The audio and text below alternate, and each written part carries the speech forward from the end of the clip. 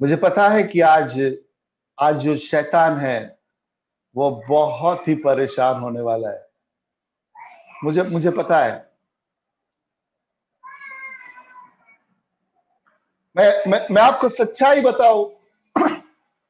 एक हफ्ते से, जैसे मैंने पिछले बार भी बताया कि मेरा टॉपिक मैं कुछ और पेंडेमिक के बारे में बता रहा था कि ये पेंडेमिक में ये क्यों आया है, लॉकडाउन क्यों आया है, और बाइबल से रिलेटेड मैं आपको ये चीज बता रहा था।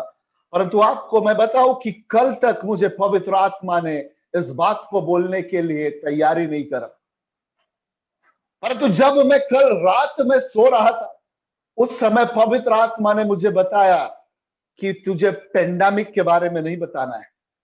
और ये वचन मैं आपको आज दे रहा हूं, ये वो वचन है। और जब पवित्र आत्मा के द्वारा बताए हुए जब वचन बोले जाते हैं, शैतान परेशान हो जाता है। इसलिए बेर करिए, कितने भी बार आज नेटवर्क चले जाए, परंतु हम ये वचन को जरूर बोलेंगे। सो एक चीज बता दूं कि हमारा बाप कौन है। यदि हम इस पृथ्वी पर रह रहे हैं, कई लोगों को ऐसा लगता होगा कि ये मेरा ठिकाना है, परंतु मेरे प्रियो एक बात आपको समझा दूं कि हमारा बाप जो है, यूहन्ना 4 उसके 24 में बताता है कि वो आत्मा है।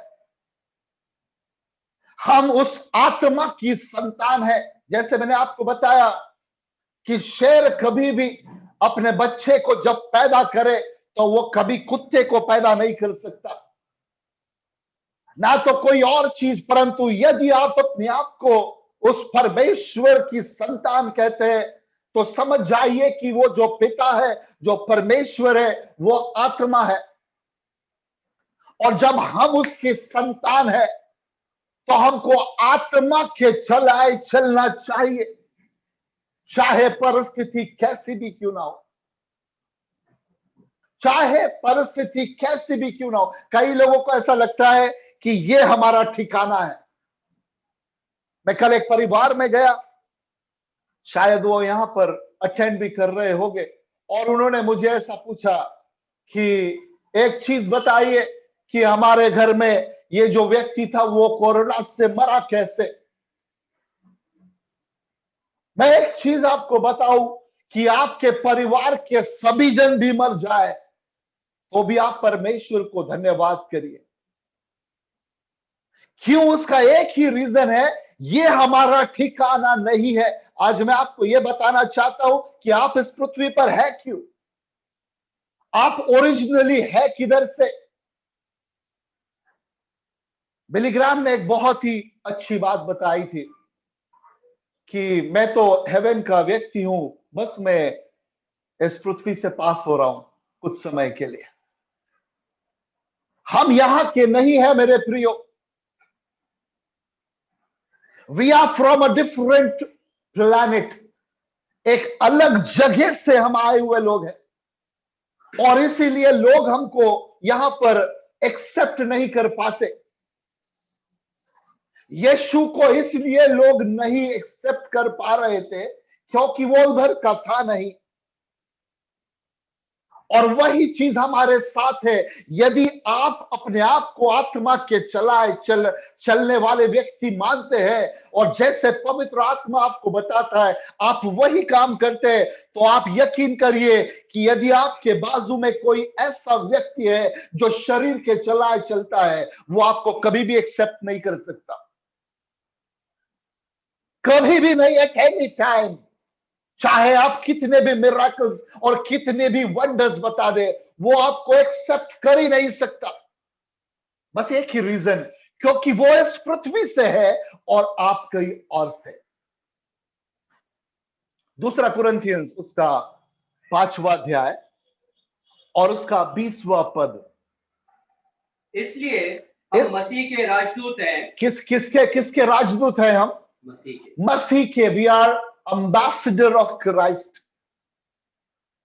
मानो परमेश्वर हमारे द्वारा विनती कर रहा है। सुन लीजिए, आप सुनिए कि हो सकता है कि इंडिया में पाकिस्तान के झंडे ऑफिशियली लगाने का किसी को हक नहीं, परंतु एक व्यक्ति ऐसा हो सकता है इस इंडिया में, और वो है पाकिस्तान का राजदूत। वो यहां का नहीं है, परंतु उसे अपॉइंट करा गया है। चाहे लोग एक्सेप्ट करें चाहे ना करें, परंतु वो ऐसा कर सकता है, यह उसका अधिकार है। और वो इसलिए क्योंकि वो यहां का नहीं, परंतु वो कहीं और का है, परंतु उसे यहां पर अपॉइंट किया गया है। कई लोग सोचते हो गए अरे ऐसा क्यों कर रहा है, परंतु कुछ नहीं कर सकते। लोग अपोज कर सकते, परंतु उसको ब्लेम नहीं कर सकते। और वैसे ही हम यहां के नहीं है, इस पृथ्वी के लोग यदि आपको एक्सेप्ट नहीं कर रहे हैं, फॉरगेट इट।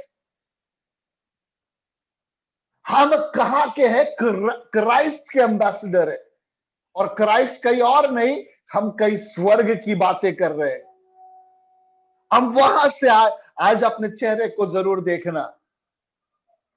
आज अपने चेहरे को उस आईने में जाकर जरूर देखना और बोलना, सही में मैं दूसरे से अलग दिखती हूं, सही में मैं दूसरे से अलग लगता हूं।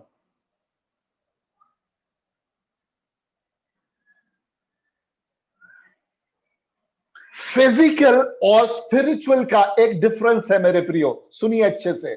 फिजिकल जो जब हम बोलते हैं शारीरिक और आत्मिक, शारीरिक व्यक्ति वो है जो देखी हुई चीजों के पीछे जाता है। जब दिख रहा है ना, वो चीजों के पीछे वो जाएगा, और उसको बोलते हैं शारीरिक। और आत्मिक वो है जो अनदेखी चीजों के पीछे जाएगा।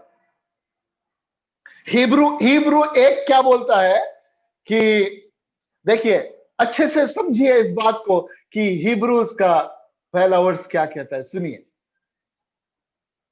पूर्व युग में, हिब्रू उसका 11 उसका 1। अब विश्वास आशा की हुई वस्तुओं का निश्चय, हाँ, और अनदेखी वस्तुओं का प्रमाण है। कौन सी चीजों का प्रमाण है? अनदेखी वस्तु, जो हमको दिखती नहीं है। और जब हम ऐसी चीजों के पीछे जाते हैं जो चीज दिख नहीं रही है, और हम उसके पीछे भागे जा रहे हैं, तब जाके परमेश्वर बोलता है, you are that person I am searching for. Bartimaeus वहां पर बैठा हुआ ये सोच रहा होगा, उसके कानों में ये बात जा रही होगी कि नाजरत का यीशु जा रहा है, लेकिन उसने उन लोगों की नहीं सुना। बाइबल बताती है कि जब उसने पूछा तो लोग बोल रहे थे कि नासरत का यीशु जा रहा है, परंतु उसने बोला मुझे ये चीज नहीं चाहिए जो यहाँ के शारीरिक लोग बोल रहे हैं, क्योंकि मुझे आत्मा में लगता है कि ये दाऊद का पुत्र है। और उसने देखा नहीं होगा, और उसने उन संसारिक लोगों की बातों पर ध्यान नहीं लगाया होगा, और तब जाकर वो ये नहीं बोलता कि हे नासरत के यीशु, वो बोलता है दाऊद की संतान मुझ पर दया कर। आज लोग जो बोल रहे हैं, कहीं आप वो तो नहीं सुन रहे हैं। जो लोग आपको सिखा रहे, कहीं वो शारीरिक लोग तो नहीं है जो आपको सिखा रहे। मैं एक चीज बताऊं, आत्मा के चलाए चलने के लिए तैयार हो जाइए। आत्मा के मैं आपको ज्यादा बड़ी बड़ी बातें नहीं बता, मैं बस यहां पर बैठा था, मैं यहां पर बैठा था, और मुझे 15 मिनट पहले नीलेश भाई का मैसेज आया कि पवित्र आत्मा मुझे बता रहा है कि, मुझे कल ही बता दिया कि यहां पर क्या प्रीच होने वाला है, और मुझे मैसेज करके बोलता है क्या आप ये प्रीच कर रहे हैं? और मैंने बोला हाँ, क्योंकि आत्मा ने मुझे यही चीज दिया है। शरीर के लोग शरीर की तरह नहीं चलेंगे कि आज मैंने स्टडी ये करा हूं तो आज मैं यही देता हूं। मेरे प्रियो, जैसे पवित्र आत्मा सिखाएगा मैं वही चीज बोलना, क्योंकि मैं आत्मा के चलाए चलना चाहता हूं। कितने लोग आत्मा के चलाए चलना चाहते हैं? पवित्र आत्मा को काम करने दीजिए, तब वो आपको चलाएगा। हो सकता है मेरे पास में बहुत सारी चीजें हैं बताने के लिए, हो सकता है कि मैं वो बताऊंगा तो आप बोलेंगे वाओ, परंतु वो वाव सुनने से अच्छा ये है कि परमेश्वर बोले कि तू पवित्र आत्मा के अधीन में होकर सही चीज बता रहा है। क्योंकि वो जो वाव है वो मेरे लिए शरीर के लिए अच्छा हो सकता है, मेरे कान के लिए अच्छा हो सकता है, और वचन कहता है कि शारीरिक नहीं परंतु आत्मिक बनो। एक और वचन निकालते हैं, पहला पत्रस और उसका दूसरा अध्याय और 11वां पद। हे प्रियो, हे प्रियो, तुमसे विनती करता हूँ कि मैं तुमसे विनती करता हूं कि तुम अपने आप को परदेशी और यात्री जानकर, एक टूरिस्ट समझकर अपने आप को यहाँ का परमानेंट निवासी ना समझे, ये ना सोचे कि मैं इस पद पे हमेशा यहीं रहूंगा। ये पद सांसारिक चीजें हैं, आपका पोस्ट सांसारिक चीजें हैं, और वो यहां पर ये वचन कहता है कि ऐसा समझो। मैं तुमसे विनती करता हूं, ये मत समझो कि ये मेरा परमानेंट चीजें है, परंतु अपने आप को क्या समझो, एक परदेसी और यात्री जानकर सांसारिक अभिलाषाओं से जो आत्मा से युद्ध करती है, बच्चे रहो। यहां पर दो चीज दिख रही है कि आत्मिक और सांसारिक, ये हमेशा युद्ध करते रहती है। आपको लगेगा ब्रदर आज पवित्र आत्मा ने मुझसे बातें किया, मैं इस पोस्ट को छोड़ देता हूं, प्रभु के पीछे चलता हूं। एक आवाज और आएंगी, मत छोड़, तेरी कोई वैल्यू नहीं रहेगी। और हम बोलेंगे नहीं नहीं सही बात है। वो जो सांसारिक चीजें आत्मिक चीजों के हर एक समय लड़ाई करते रहते हैं ताकि वो आत्मिक चीज उभर के ना आ जाए। कई लोग ऐसे ही करते करते, मुझे अभी भी याद है, कई लोग पवित्र आत्मा ने क्या बोला, वो चिट्ठी डालते हैं कि मुझे आज इधर जाना है या नहीं जाना है। वो चिट्ठी डालेंगे और वो एक चिट्ठी निकालेंगे, वो बोलेंगे यस, वो बोलेंगे पवित्र आत्मा ने यस बोला। ये बिल्कुल ओल्ड टेस्टमेंट में ओरिम और थिविम के जैसे, वो जो जो चीज रहते हैं ना ओल्ड टेस्टमेंट में, वो उसी पवित्र आत्मा कहां पर गया। पवित्र आत्मा एक पर्सन है, एक पर्सन। वो कोई ऐसी अंधे की ऐसी चीज नहीं दिखेगा, नहीं नहीं, वो पर्सन है। और जैसे आप बात करेंगे वो भी बात करेगा। सो जैसे पवित्र आत्मा जैसे सिखाते चले, आपको वैसे वैसे आगे बढ़ना चाहिए, ना कि शरीर की बातों को लेकर। मैं एक बात बता रहा हूं, कई लोग यहां पर बैठ कर ये सोच रहे होंगे कई सालों से तो हम प्रार्थना कर रहे, कुछ हो नहीं रहा था। कई आप संसारिकता में तो नहीं फंसे, संसार की बातों में तो नहीं फंसे हैं। और अगर फंसे भी हो, यदि आप फंसे भी हो, तो आपको एक चीज बताना चाहता हूं, और वो आपको मैं पढ़ने के लिए नहीं लगाऊंगा। लूक 17 उसके 1 में हमको देखने मिलता है कि हो नहीं सकता कि लोग ठोकर न खाएं। ऐसा कोई नहीं है कि जो ठोकर नहीं खाता, ऐसा कोई नहीं है कि वो गलत चीजों में नहीं, ऐसा कोई भी नहीं, इवन नॉट इवन मी। सो आप भी उसी में से एक है। आपके लिए एक ही चीज, एक वचन, विलाप गीत उसका 3रा अध्याय, लैमेंटेशन उसका 3रा अध्याय और उसके 22वें पद के लिए मैं चाहता हूं कि ना इसको बड़े गौर से सुने, और यह आपके लिए आशीष का वचन है। विलाप गीत उसका 3रा अध्याय और उसका 22वां पद।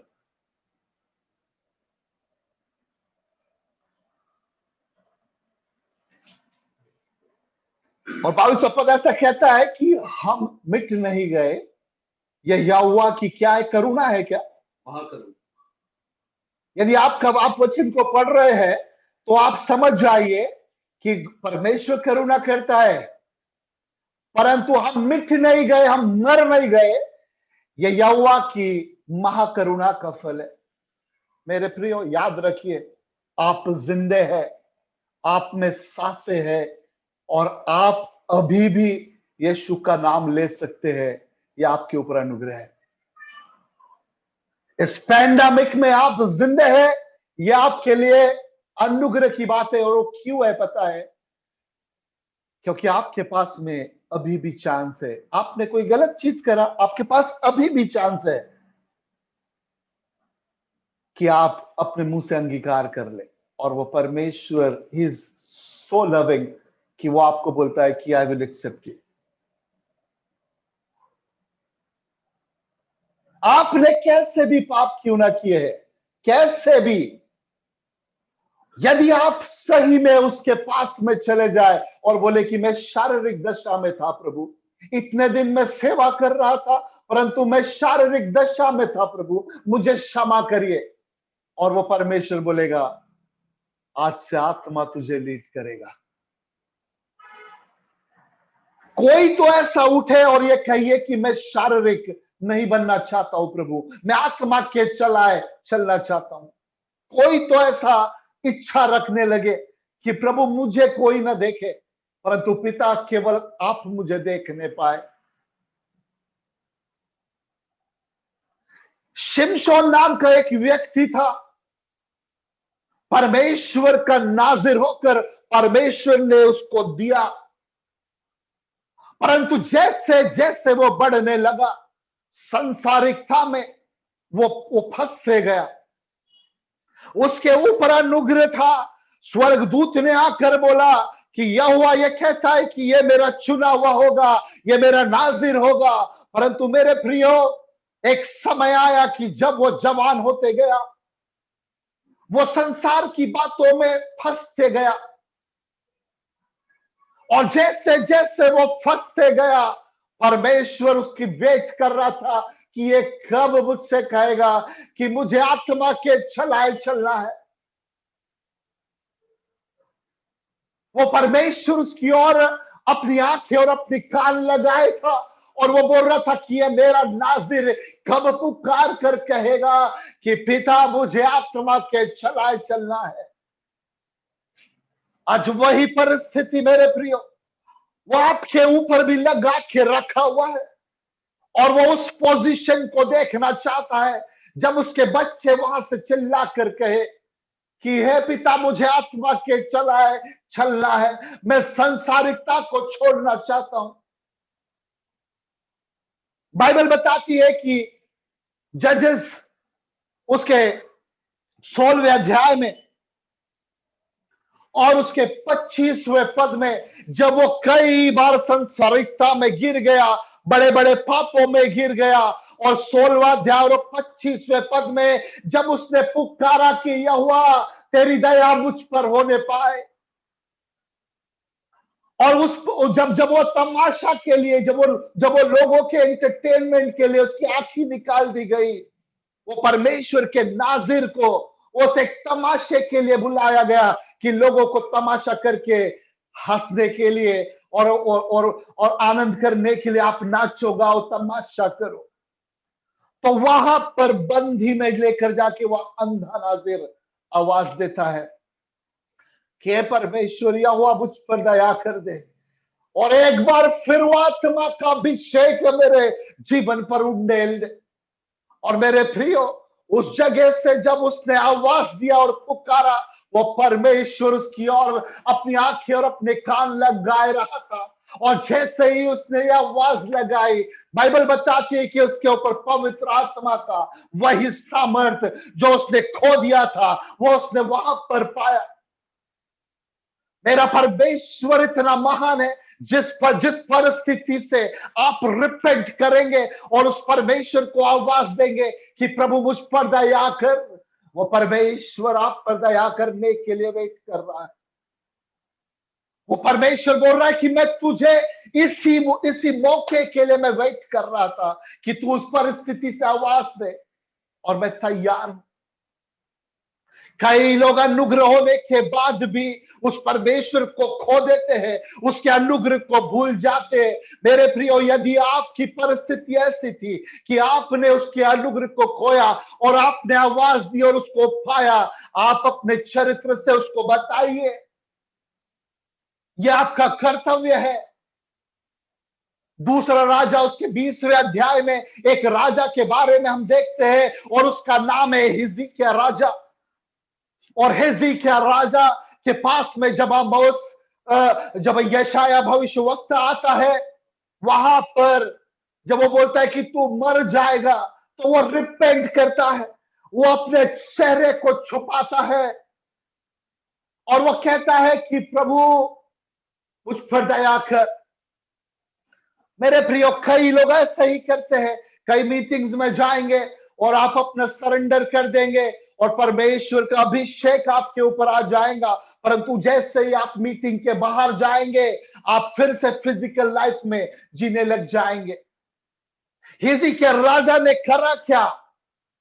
उसने उसने एक चीज किया कि जब उसकी लाइफ 15 साल के लिए बढ़ा दी गई और जब लोग उसको देखने आने लगे, तो उसने क्या बताया मेरे प्रियो? याद रखिए कि जैसे ही लोग उसको देखने आए, तो उसने अपने कोठरी के अंदर की हर एक चीजें जो फिजिकल थी वो बताना शुरू किया। जो जो उसके कोठरी के अंदर सामान दिखाई दे रहा था, वो सभी चीजें बताया, परंतु अपने चेहरे से, अपने चाल चलन से उसने कभी भी उस यहोवा के बारे में नहीं बताया। यह उसका गिरने का पतन था कि जब हमारे ऊपर अनुग्रह होता है, गिर जाते हैं, दोबारा परमेश्वर उठाता है। उस यहोवा के बारे में तारीफ करिए, उस यहोवा को बताइए ये मैं नहीं, वो परमेश्वर यहोवा का प्यार है जो मुझे खड़ा करता है। कई लोग ऐसा ही करते, मैं कई लोगों को जानता हूं, बच्चे नहीं हो रहे, बच्चे नहीं हो रहे, बच्चे नहीं हो रहे, प्रार्थना करी जाती, बच्चे होते, डीपी के ऊपर बच्चों ही बच्चों का फोटो दिखेगा। फिजिकल लोग हैं। किसने बच्चे दिया उसको बताइए, ना कि बच्चे को बताइए। और यदि आपको बच्चे को बताना है तो वहां पे लिखिए it is all about God.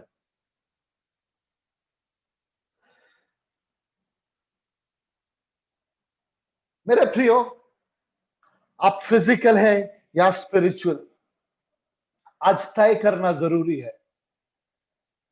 मुझे नहीं पता कि आप स्पिरिचुअल लाइफ में गिरे भी है या नहीं। मैं तो गिर चुका हूं और इसलिए मैं यीशु को बताना चाहता हूं। मैंने रोया और उस परमेश्वर ने मुझे उठाया। मैंने बोला प्रभु आत्मिकता में चलना चाहता हूं, फिजिकल में नहीं जीना चाहता हूं, प्रभु खड़ा कर दीजिए। और परमेश्वर ने वैसा ही करा, जितना पहले था उसका डबल पोर्शन मेरे जीवन पर डाल दिया। उस परमेश्वर को मैं धन्यवाद देता हूं। क्या सही में रिपेंटेंस करने से, क्या सही में जब हम रोते तो क्या वाकई में परमेश्वर हमको क्षमा करता है?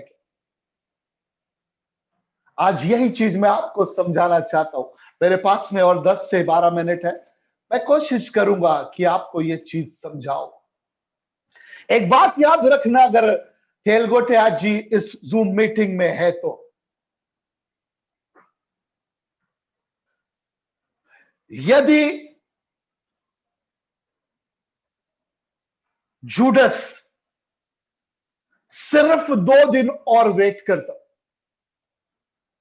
यदि जूडस, कितने लोगों को पता है यहूदा के बारे, जूडस के बारे में कितने लोगों को पता है अपने? Okay,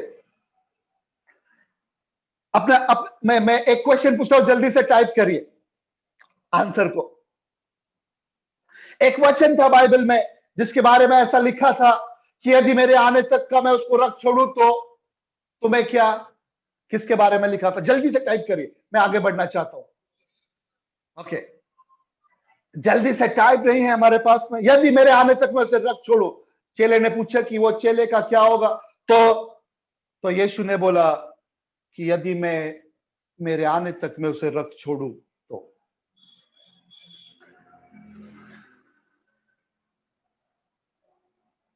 hallelujah, hallelujah, hallelujah. Very good. So this Sherry girl is really reading the Bible, huh? कई लोगों को ऐसा लगता होगा कि यीशु जूडस के बारे में बोल रहा है, कई लोगों को लग सकता, परंतु मैं एक और चीज बताता हूं कि इसमें स्पिरिचुअल क्या है। आपने फिजिकल बताया, परंतु मैं स्पिरिचुअल बताना चाहता हूं।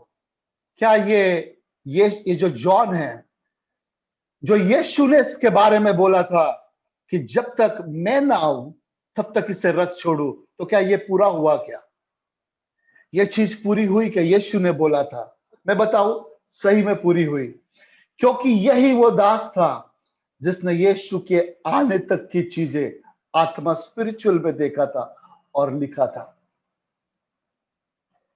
यीशु फिजिकल चीजों के बारे में नहीं बता रहा, यीशु स्पिरिचुअल चीजों के बारे में बता रहा है। तो कई लोग क्वेश्चन कर सकते हैं कि फिर वो तो मर गया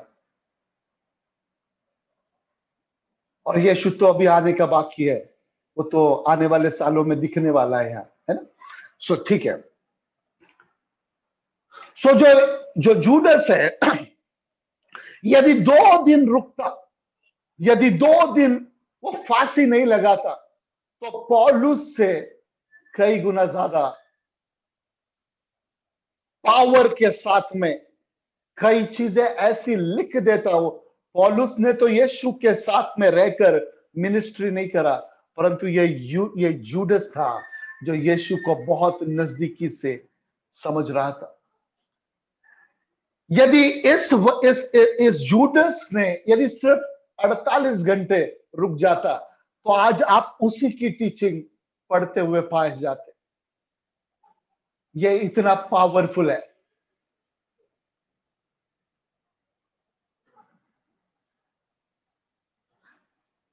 हालेलुया।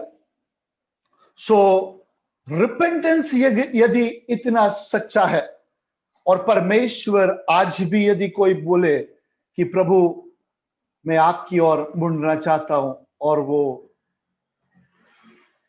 सही में रिपेंटेंस करे, तो क्या वो परमेश्वर तैयार रहेगा आपको लेने के लिए? यदि हम हाँ कहते हैं, तो मेरा क्वेश्चन यहां से शुरू होता है, तो फिर जूडस का क्या होगा? आपके रिपेंटेंस तो झूठे हो सकते हैं, आपके आंसू तो झूठे हो सकते हैं। कोई प्रॉफिट आएगा तो ऐसे हाथ ऊपर कर लेंगे क्योंकि वो पूरी बातें बता सकता है, इसीलिए हम सरेंडर हो जाएंगे, that I surrender my self. और जैसे ही प्रॉफिट चले जाएंगे, आप वापस से फिजिकल में आ जाएंगे। परंतु मेरे प्रियो, एक बात समझाना चाहता हूं, जूडस का रिपेंटेंस रियल था, और यहां तक का रियल था कि उसने वो जीने के लिए भी तैयार नहीं था। वो बोलता है कि अब मैं मर जाऊं, अब मैं मुंह दिखाने के लायक नहीं हूं उस यीशु को। आइए इनको वचनों दर वचनों समझे कि एक्चुअली इसके साथ में हुआ क्या। ओके, सो मत्ती उसका 27वां अध्याय, सब जन बाइबल खोले, और उसका 50वां पद क्या कहता है, सुनिए। तब यीशु ने फिर बड़े शब्द से चिल्लाकर प्राण छोड़ दिए। बड़े शब्द, है ना, आवाज देकर क्या करा? उसने अपने प्राण को छोड़ दिया। मेरे ख्याल से यहां तक कि जितने लोग वीडियो ऑन कर सकते हैं, आप कर लीजिए, ताकि मुझे समझ में आए आपके एटीट्यूड, मतलब आप कैसे बिहेव कर रहे हैं। मतलब हो सकता है कि आप मेरी बातों से मुझे, मतलब मेरी बातों को ना एक्सेप्ट करें, परंतु मैं इसको प्रूफ करूंगा, ठीक है ना? सो यीशु ने अब क्रॉस के ऊपर है, और यीशु ने बड़ी आवाज के साथ में अपने प्राण को छोड़ दिया। हाँ, और आगे बढ़ते। और देखो मंदिर का पर्दा ऊपर से नीचे तक बढ़कर 2 टुकड़े हो गया। वो जो मंदिर का पर्दा था ऊपर से लेकर नीचे तक 2 टुकड़ों में बट गया। और फट गया धरती डोल गई और एक बहुत बड़ा अर्थक्वेक हुआ और चट्टानें तिड़क गई और जो चट्टाने थे उसमें दरारें आने लगी और कब्रें खुल गई। अब सबसे बड़ी चीज, कब्रें खुली और सोए हुए पवित्र लोगों के बहुत से शव जी उठे। सबसे पहले याद रखिए कि कब्रें खुली और कब्रें खुलने के बाद में जो सबसे बड़ी चीज हुई है वो ये है कि जो पवित्र लोग थे, जो लोग स्पिरिचुअल थे,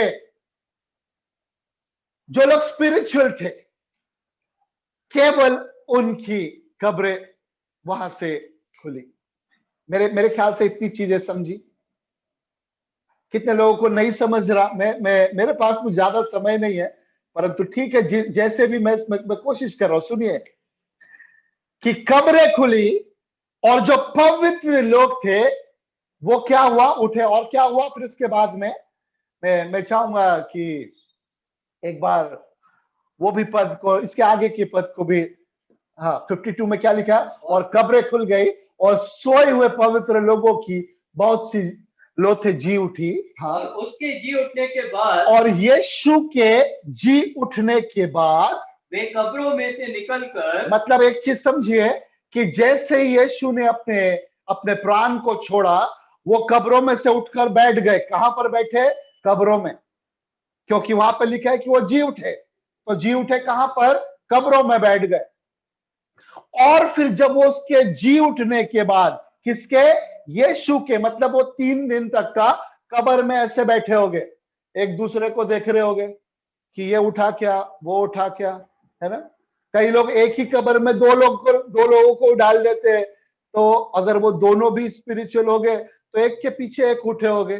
सोचो ये सब चीजों को, कि कब्रें खुली और वो बैठ गई होगी ऐसे, क्योंकि उनको वहां से निकलने की आजादी नहीं थी। क्यों? क्योंकि कब्र से बाहर आने वाला पहले यीशु होना चाहिए। और यीशु के जी उठने के बाद में यहां से उठेंगे और वो कहां पर गए? यरूशलेम में गए। आई होप इतना सबको समझ गया। कितने लोग को नहीं समझा मुझे बता दीजिए, तो मैं आपको बताता हूं। समझ गया है ना। सो यहां से उठ के वो कहां पर गए? यरूशलेम की ओर गए। एक चीज आपको समझा दूं कि कब्रें तो खुल गई, पवित्र लोग तो यरूशलेम में चले गए, है ना, तीसरे दिन। लेकिन तीसरे दिन यीशु ने क्या बोला ये सबसे पहले समझिए। यीशु ने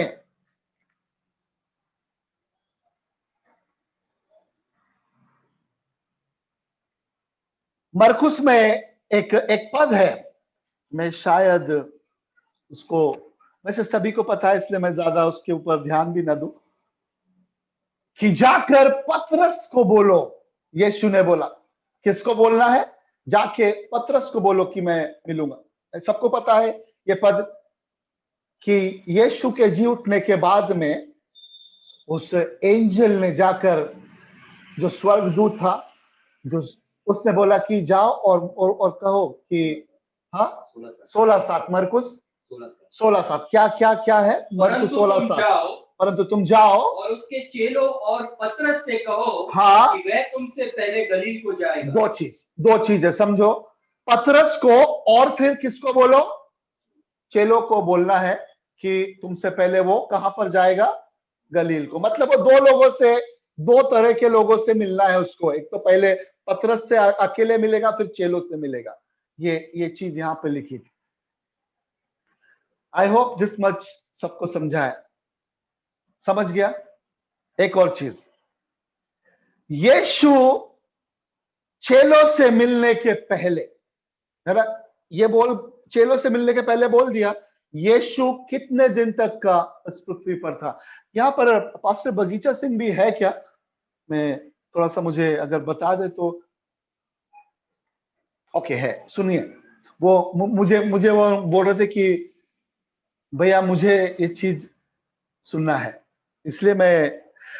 कितने दिन यीशु इस पृथ्वी पर थे?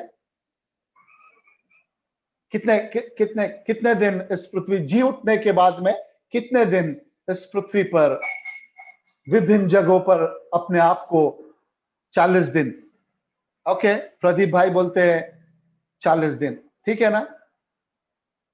और यीशु वहां से ऊपर एक्ट्स की किताब निकाले, प्रेरितों के कार्य के बारे में, और उसका पहला अध्याय और उसका 8वां पद।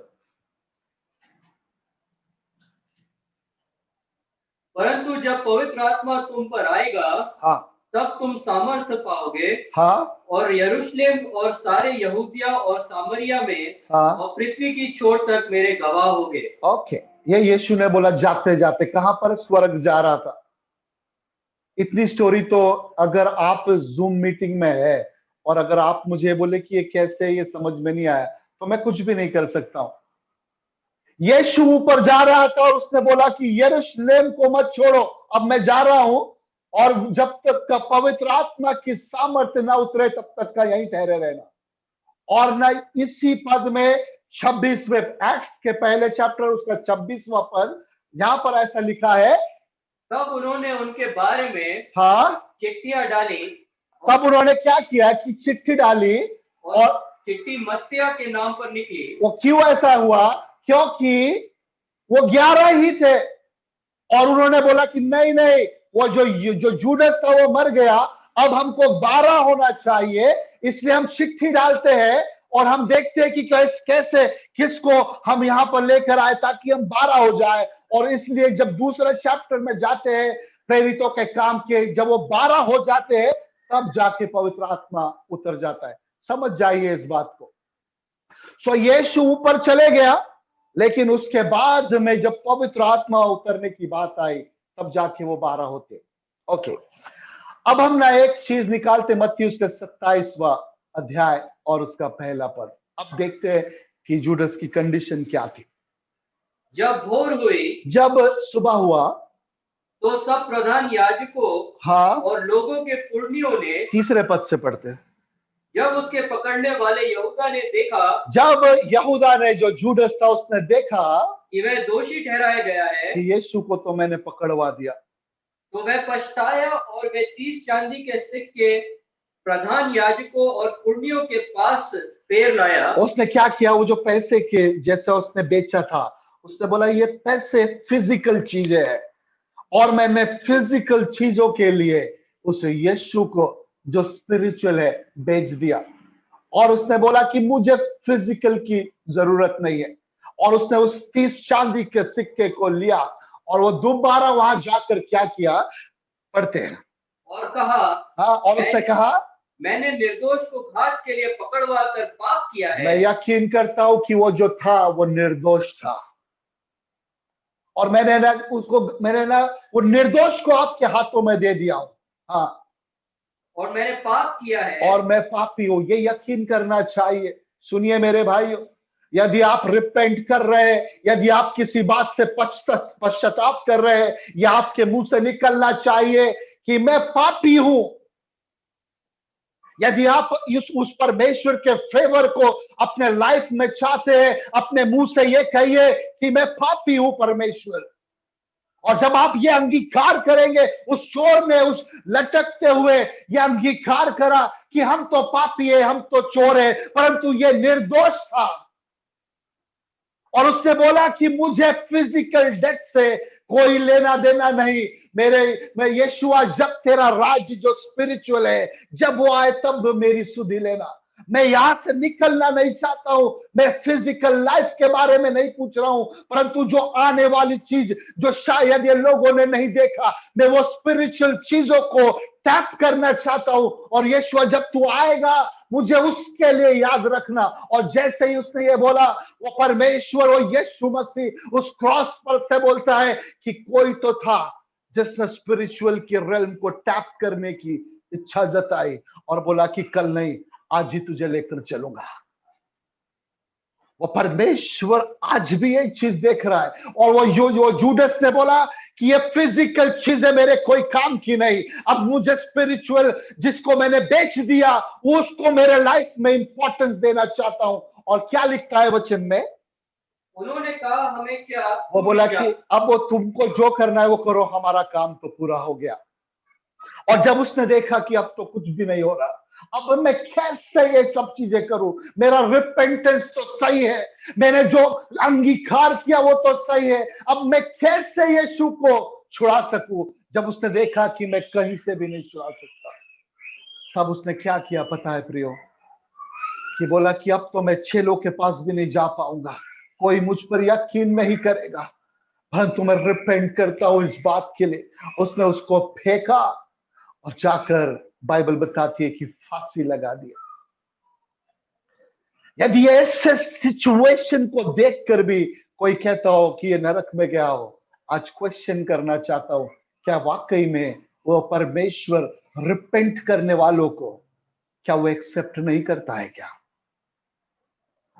मैं आपको बताता हूं, वो ऐसे ही लोगों के लिए आया है।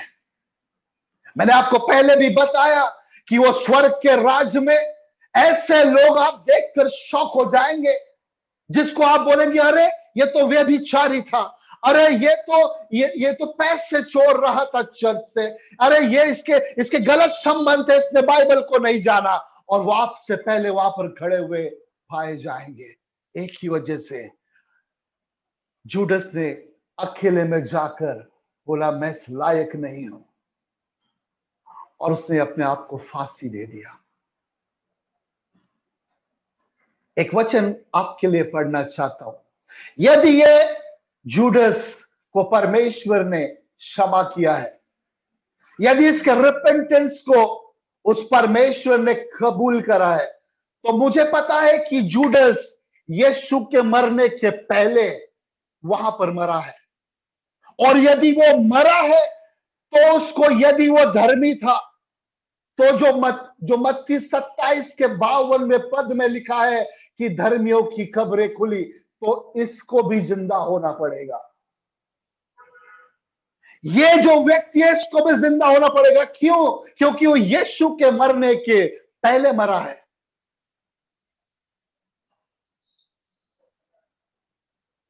और मैं यही खोज करना चाहता हूं कि यदि ये धर्मी था, यदि इसने रिपेंट किया, तो क्या ये जिंदा है? क्या ये भी स्वर्ग को उठा लिया गया? मैं वही चीज बताना चाहता हूं। मेरे साथ में बुक निकाले, पहला कुरिन्थियंस।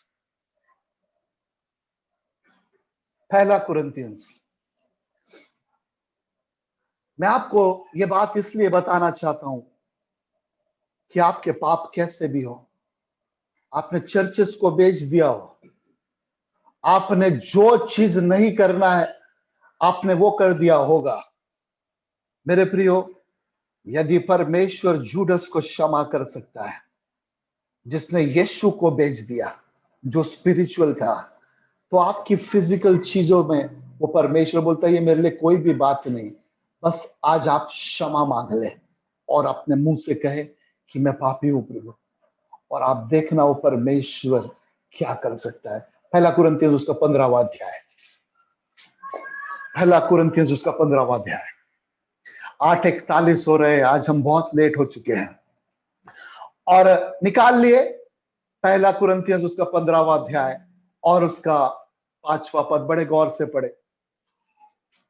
और कैफा को तब पहले 4 से 4 पढ़े और फिर 5वां पढ़ ले। और गाड़ा गया, कौन? यीशु गाड़ा गया, और पवित्र शास्त्र के अनुसार तीसरे दिन जैसे ही जी उठा। और कैफा को तब सबसे पहले 2 लोगों से, सुनिए, 2 लोगों से मिलना था उसको। तो पहले किससे मिला? कैफा से।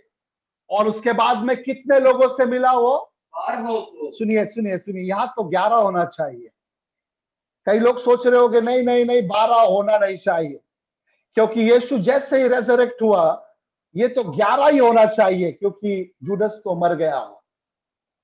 कई लोगों को ऐसा लग रहा होगा कि नहीं, ये शायद ये ट्रांसलेशन में गड़बड़ हो गया होगा, तो यहाँ पे 12 लिख गया होगा। सुनिए अब मेरी बात को, जब इसको ग्रीक में इस कैफा वर्ड को पढ़ते हैं, तो वहां पर एक वर्ड हमको नजर आता है और वो लिख कर आता है अपोस्टल पीटर।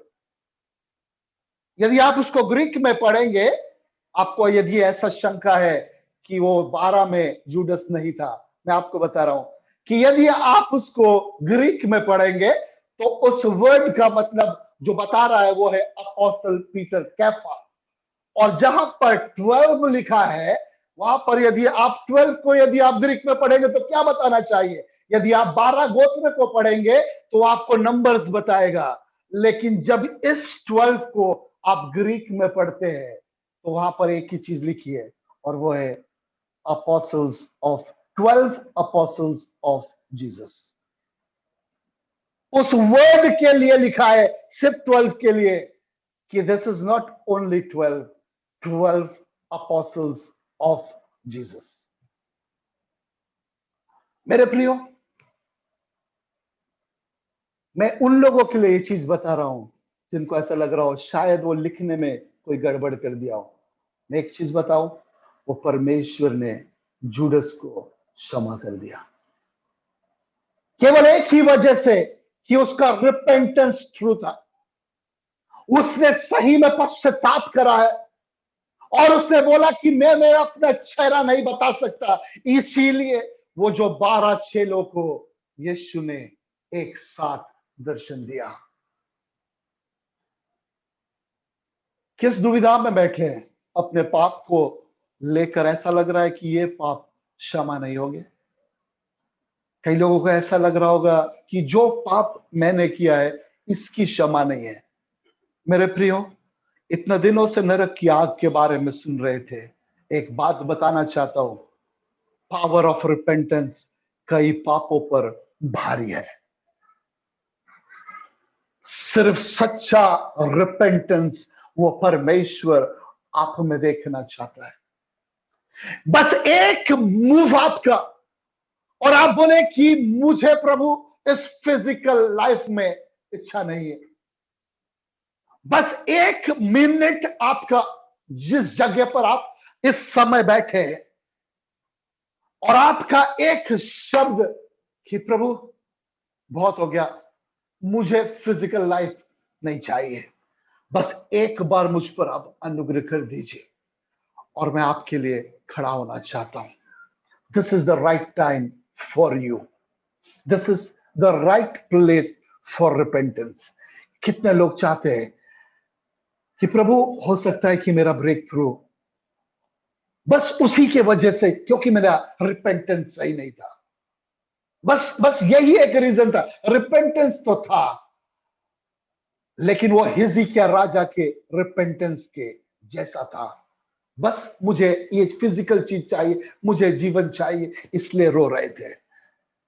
परंतु यदि यहां पर मेरी आवाज सुनने वाले कोई एक भी व्यक्ति आज ये कहता है कि मैं स्पिरिचुअल लाइफ के लिए रिपेंट करना चाहता हूं, प्रभु आज से मैं शरीर में नहीं जीना चाहता हूं, आत्मा के चलाए चलना चाहता हूं, this is the right time for you to receive that grace.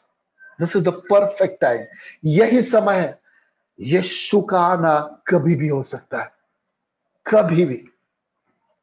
क्या आप चाहते हैं, क्या आप चाहते हैं कि प्रभु शारीरिक में मुझे नहीं जीना, मर जाऊं चलेगा प्रभु अनंत काल के जीवन में। इसीलिए तो लिखा है कि आप रोते हैं तो एंजल्स वहां पर जश्न नहीं बनाते, आपने रोया। नहीं नहीं, एक आत्मा जब रिपेंट करती है तो कौन रिपेंट करना चाहेगा आज?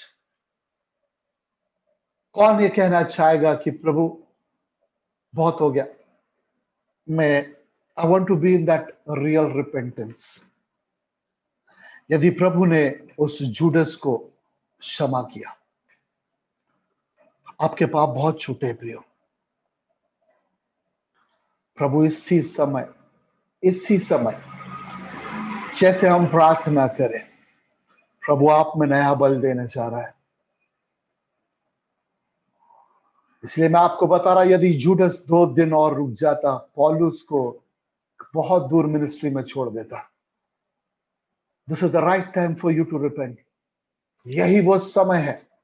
और परमेश्वर से कहे, प्रभु शारीरिक में नहीं जीना चाहता हूं, क्योंकि रोमन्स 8:8 बोलता है कि ये लोग परमेश्वर को प्रसन्न नहीं करते, परंतु जो चीज परमेश्वर को प्रसन्न करता है वही की चीज है कि जब हम आत्मा के चलाए चलते हैं।